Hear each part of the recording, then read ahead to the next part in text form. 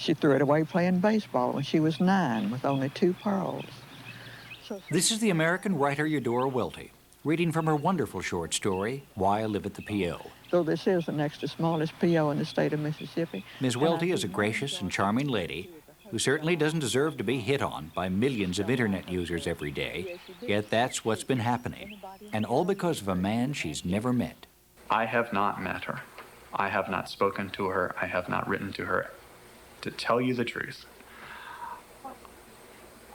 if I had known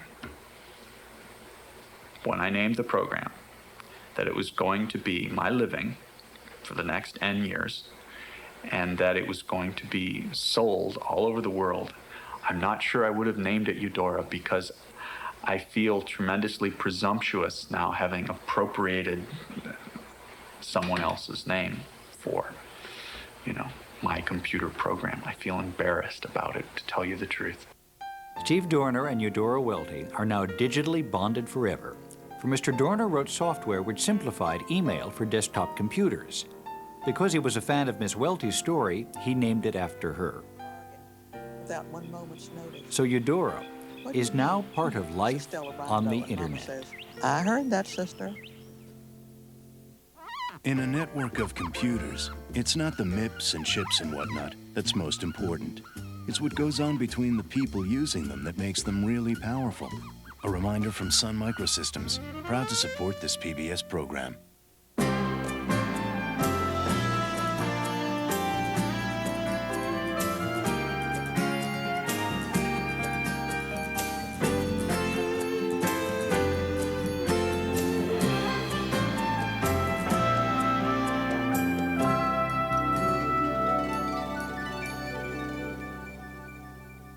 I'm Scott Simon. One day the huge flow of paper here may be much thinner. More and more people are sending electronic mail, email as it's now called. No paper, no postage, and so fast that email enthusiasts sometimes call conventional mail snail mail. The result, though, may not only use fewer stamps and less stationery, but actually produce more writing. Email is changing the way we communicate in our daily life on the internet. With a million new people joining the internet every week, email has become the most popular use of the system. And the more people who use it, the more people have a reason to join. Anyone with a basic desktop computer and a modem can now send or receive messages to and from an enormous worldwide community.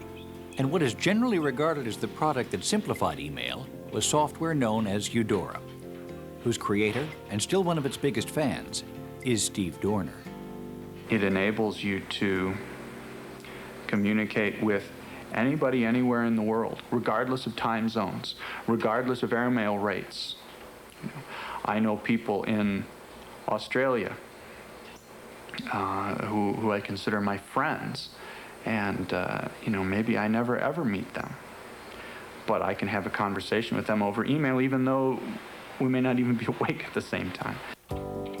As the internet originally unfolded, electronic mail usually existed only in universities, government departments, or large corporations, where mainframe computers could process it. Mr. Dorner's program helped change all that.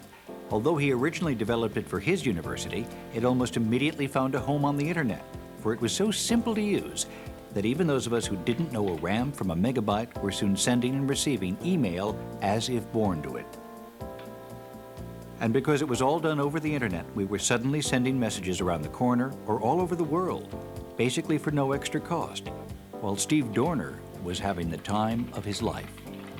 My favorite days in programming Eudora when I was working for the university, and I would go into the office and read my morning mail, and someone would make a neat feature suggestion, and by the afternoon the feature would be in the program. That was a lot of fun. The process for a hacker, which is the process that I actually like to follow, is that we think about a problem.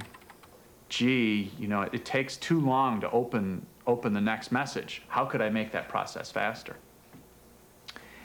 And we take a problem like that, and we go off and try things out. We think about, gee, well, what could I do? Maybe if I were to read the message off the disk first. Maybe while the person is reading the message they're looking at, I could go off and read the next message off the disk, and then I'd have it all ready. And then we might just go code that and see what happens. And if that makes it faster, great, we've solved the problem. If not, well, we go off and try something else. Mr. Dorner is an innovator and entrepreneur born of the computer age. He works now for the Qualcomm Corporation, who licensed Eudora from the University of Illinois at Champaign-Urbana, where Mr. Dorner created it, bringing his problems home from the office and solving them in the bomb shelter beneath his house. But Steve Dorner's move into the business world didn't mean he'd become a model corporate citizen. He still sees himself less as a company man, more of a hacker. A lot of people in the computer industry are very offended by the public perception of a hacker as a computer criminal. I consider myself a hacker in the other sense, the non-criminal sense. I have no patience for the criminal sense. And then the other pole is the software engineer, which what you'll find is that practically everyone in the software industry claims as their title software engineer, even those of us who are really hackers. Fitting into the corporate mold doesn't seem to be a major priority with Mr. Dorner, but like any really good executive, he is still in touch with his customers. His email address is available on all versions of Eudora, and he still replies personally to the over 1,000 email messages he receives every week. It is tremendously gratifying to get all of this input from people all over the place. I love getting the suggestions. Now, that doesn't mean that I'm able to keep that in my mind all the time. And there are days when I see the same suggestion for the 14th time, especially if it's something that, because of my knowledge of the technology, I know is either impossible or unworkable.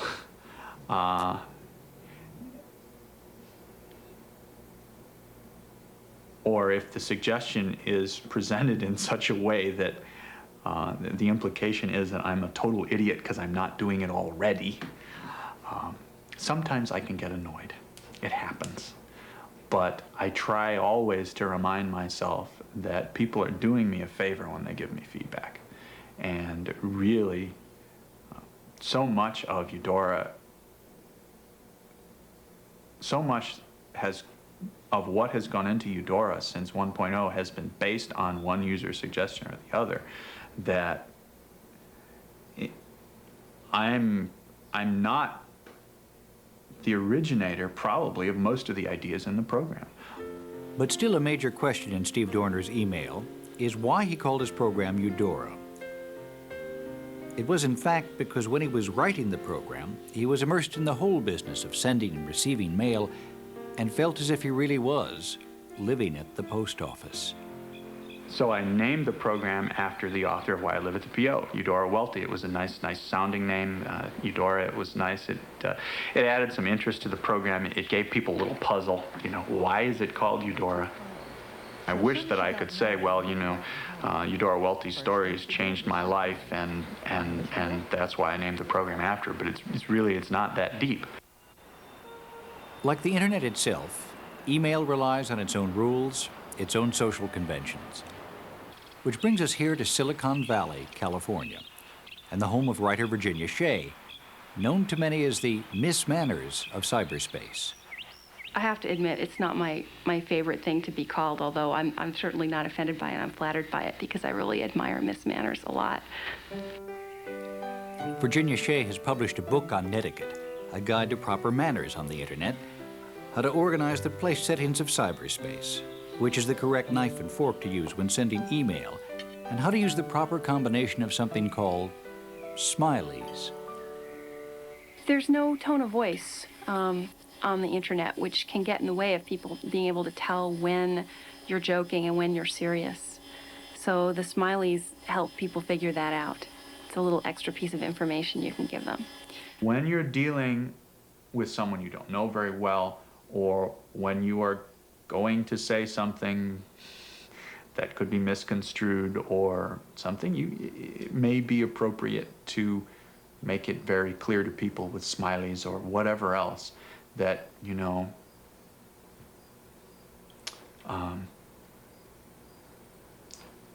you don't necessarily mean to rip their hearts out.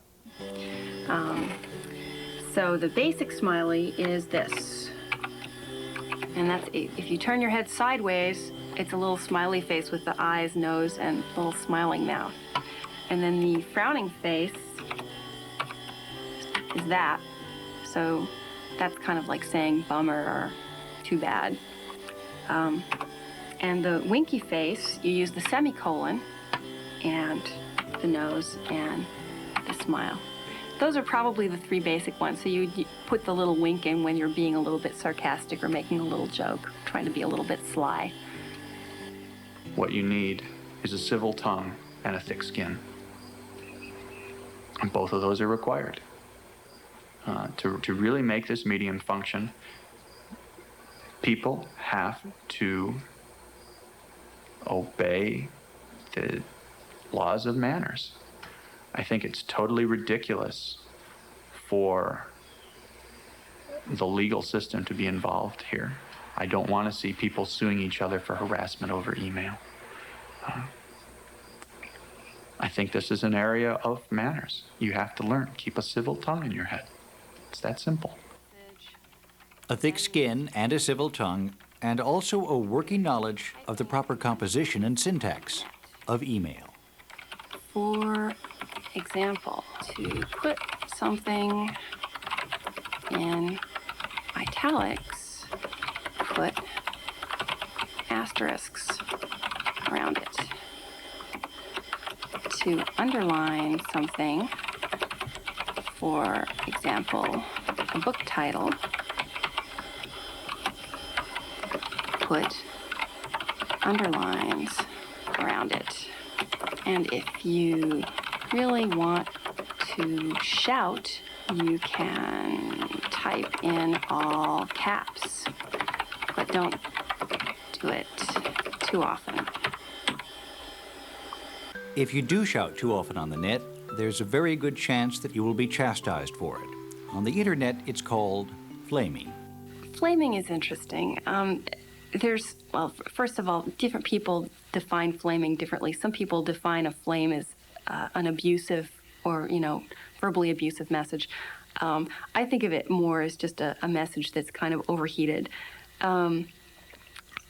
So I think sometimes flames can be kind of appropriate if you're just expressing a strong opinion about something without necessarily offending anybody else.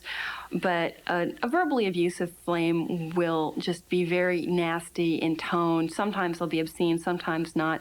And they'll, refer to the person who is being flamed as clueless and idiotic and that kind of thing. And it's just, people can be very mean.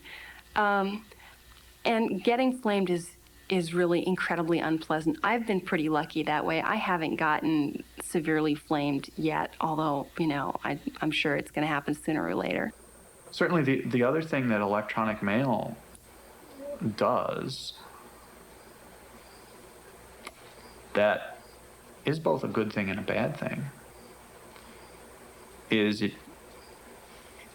it frees people to a large extent from their inhibitions. If I'm embarrassed about the way I look, if I'm personally insecure, something about interacting over the net with your computer makes people think about this much, much less. I'm a good example of that. If you put me in a crowded room, chances are I'm going to go clam up. I'm going to go find a corner and sit there. If there's one person I know, I'll stick to that person like glue because I don't want to go meet all those people. I can't deal with it.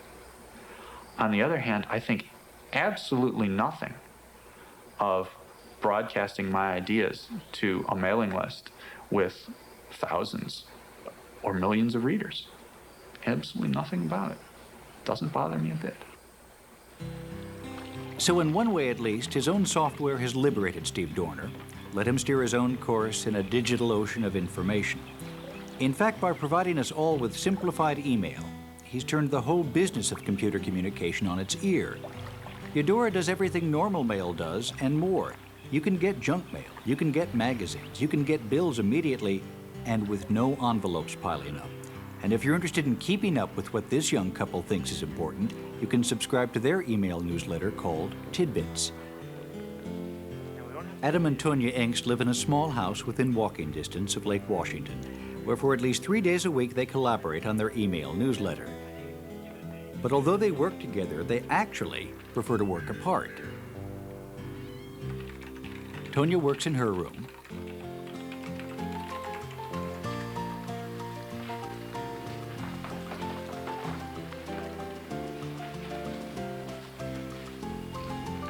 And Adam works in his room. When they need to communicate with each other, Adam sends Tonya an email message, all the way from here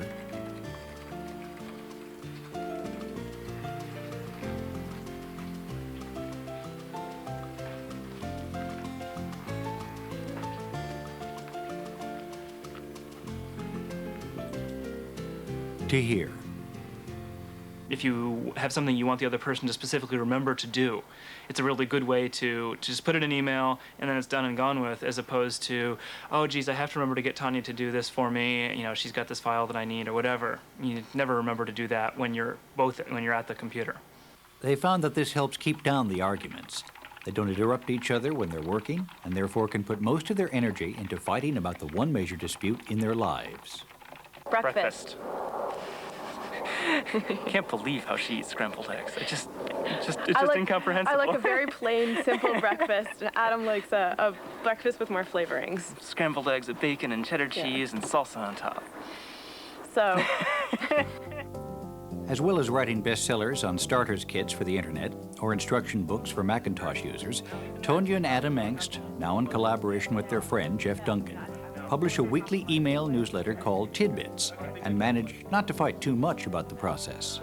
We have occasional, minor editing arguments with, copy editing issues, whether or not US should have periods or if it's getting irritating to have the periods in there. How do you deal with that? Tonya? Well, she usually wins.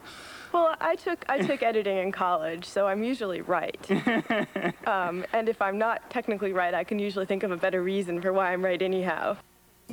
Tidbits goes out every Monday night by email to over 31,000 people, and another 110,000 readers get it in internet news groups. Tonya first came up with the idea when she worked as a student in the computer store at Cornell University in Ithaca, New York, where she wanted to write a weekly newsletter, keeping her and the rest of the staff up to date. So I thought, this is great. I'll do a little newsletter every week. I'll summarize what was talked about in some of the big trade publications like MacWeek and Byte, and I'll just pass it out. But at the time I was, and actually I still am, very concerned about ecology. And I thought, well, I'd have to do this on paper, and I'd have to print it out, and I'd probably print lots of drafts, and it would consume trees, and that would be bad. And that was about when I suggested, well, gee, why don't I do it in HyperCard? Because I was actually fairly into HyperCard at the time. And we'll distribute it for free on the internet, too. I mean, if we're doing this, we may as well, let other people take advantage of it, too, rather than these, 5 people at Cornell's computer store. So I thought that was a great idea. Tidbits has garnered quite a reputation for itself for providing useful, eclectic information for people interested in net technology. And email has given it both an audience and a distribution system. If you're a writer, you want to get your work published in the traditional sense, forget it. It doesn't happen. Publishers don't take new writers. The number of people with a novel in the drawer are just tremendous. With the internet, you can just send your novel out over the wires and people can read it. Tidbits became one of the first newsletters to claim a space on the internet, but neither of them thought it would turn into a profession. Yet today, some 5 years later, the Engsts are preparing issue number 292, which will be emailed around the world on Monday night so that on Tuesday morning, its readers will wake up to Tidbits in their electronic mailboxes. Although they like to specialize in Macintosh news, Tidbits will contain whatever Tonya and Adam and Jeff think is interesting this week. Copies allows you to continue working in are. Tidbits is an electronic newsletter. It is a very specific size. It's 30,000 characters of text. We don't deal with file size or number of words or number of pages, specifically characters, because it's online. You care about how long the download is, not how many pages you're going to be reading. But just to give an idea, if you did print it out, it would be 4 to 6 pages, 8.5 by 11, printed out text. They finance Tidbits by charging sponsors $625 a month, although when they started, advertising was not a popular concept among net purists. At the time, the concept of advertising on the internet was a major forbidden thing. And so we were very, very careful in the ways that we worded things. That's one reason why we always called it sponsorship. I mean, there isn't that much of a difference between advertising and sponsorship. It's mostly a semantic difference. But we were always very careful to say, hey, sponsorship rather than advertising. We were always very careful to push hard for the companies to provide useful information to their, look, people want, commercial information is not necessarily useless. Like one of our longest term sponsor, they sell hard drives basically. And their price list changes mostly weekly. So putting that up for people who want hard drives and want the latest and greatest price because they drop all the time, that's a real useful service. So, it can be commercial, but we really, really pushed to make sure it was useful. And as the debate about commercialization over the internet continues to rage, how does Steve Dorner react to people using email to make money? If I were selling you a car, I wouldn't expect to be able to garnish your wages because you drove the car to work.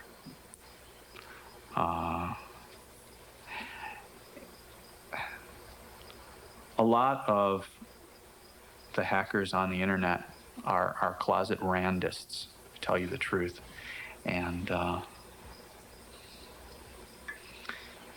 believe very much in capitalism and libertarianism and wouldn't put myself wholly in that group, but I'm certainly a sympathizer.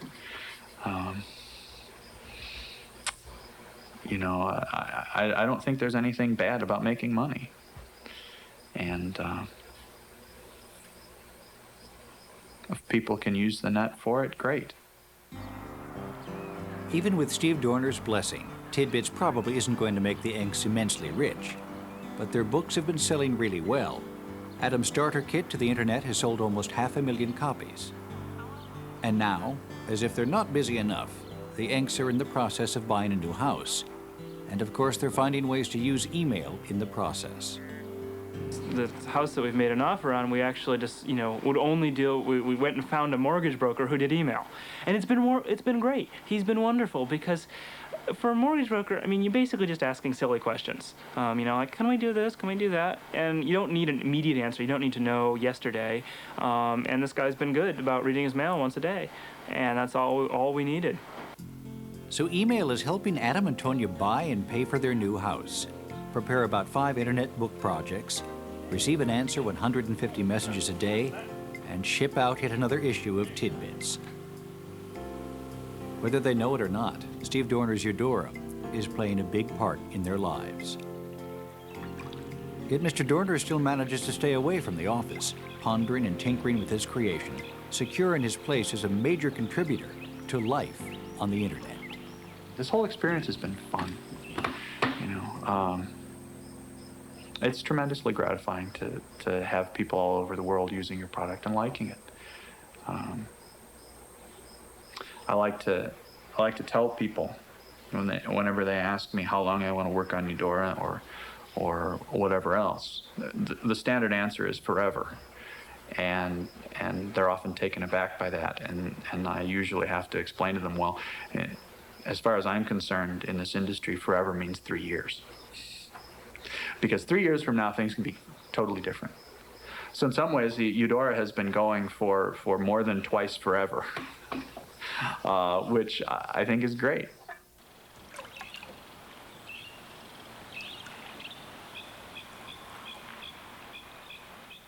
One of the things you'll quickly discover is that with email, people use all sorts of abbreviations. So you can begin by brushing up on your email jargon with the Beginner's Guide to Effective Email Jargon, like LOL, which means I'm laughing out loud at what you just wrote, or IMHO, which means in my humble opinion or in my honest opinion. Now, LIST, with a Z, is a directory of email discussion groups. LIST calls itself the world's largest directory of mailing lists by a long shot. Now, here's a site that's a lot of fun. It's called the Electric Postcard. You can email a postcard to a friend by choosing images from art, photography, or science. I'm going to select a painting by Monet, write a brief message, happy birthday, and it's on its way. The postcard is picked up at the Electric Postcard pickup window. We hope you'll drop by our site, where you'll find a lot more information about email, including links to everything you've seen. Here's where you'll find us, http://www.pbs.org. Until next time, I'm Scott Simon. In a network of computers, it's not the MIPS and chips and whatnot that's most important. It's what goes on between the people using them that makes them really powerful. A reminder from Sun Microsystems, proud to support this PBS program.